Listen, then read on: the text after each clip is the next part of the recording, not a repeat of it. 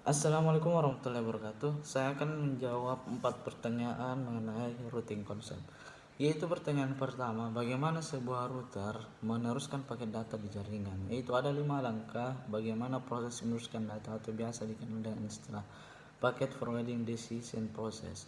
Nah, yang pertama ini data dibentuk terlebih dahulu menjadi sebuah paket dan dienkapsulasi untuk diteruskan melalui interface berupa media Ethernet ataupun wireless. Nah, kedua, router melakukan proses penerimaan data berdasarkan routing table dengan metode path determination dengan menggunakan netmask yang paling banyak networknya. Nah, yang ketiga, router menentukan apakah tujuan data yang dikirim berada pada kondisi directly connect network atau network remote network. Ya, yang keempat, apabila tujuan paket berada pada directly connect network, maka secara otomatis paket tersebut dikirim pada perangkat yang dituju tanpa perubahan header pada paket data tersebut. Nah, apabila paket berada pada remote network, router akan meneruskan paket ke router berikutnya yang kemungkinan memiliki network tersebut, namun paket akan mengalami perubahan. Nah, apabila paket tidak berada pada dua kondisi atau directly atau remote network, maka paket tersebut akan dibuang dan dinyatakan sebagai invalid paket. Oke. Nah, pertanyaan yang kedua, bagaimana router menentukan jalur terbaik untuk meneruskan paket data di jaringan? Nah, ini yaitu yang pertama IP versi 4 lengis match example yang menentukan netmask yang panjang, yaitu membuat routing table.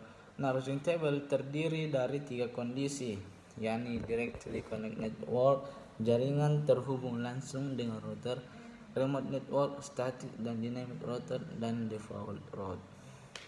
Oke, pertanyaan yang ketiga, bagaimana struktur dari routing table? Dari routing table tersebut digunakan oleh router sebagai penentu arah routing paket data.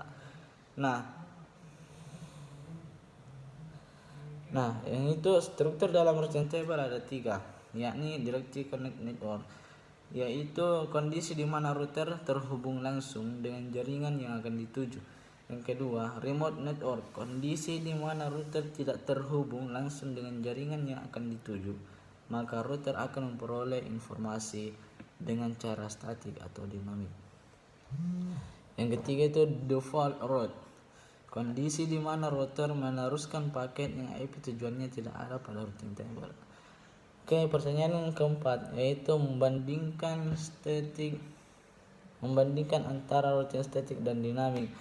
Ya, routing static bisa digunakan untuk jaringan berskala kecil, sedangkan dynamic routing digunakan untuk jaringan berskala besar yang biasa diterapkan oleh ISP. Nah, routing static dikonfigurasi secara manual oleh administrator routing table. Jadi administrator harus mengetahui informasi mengenai router yang akan terhubung. Sedangkan dynamic router itu akan berbagi informasi satu sama lain secara otomatis. Oke, mungkin cukup sekian jawaban-jawaban dari tentang mengenai routing concept.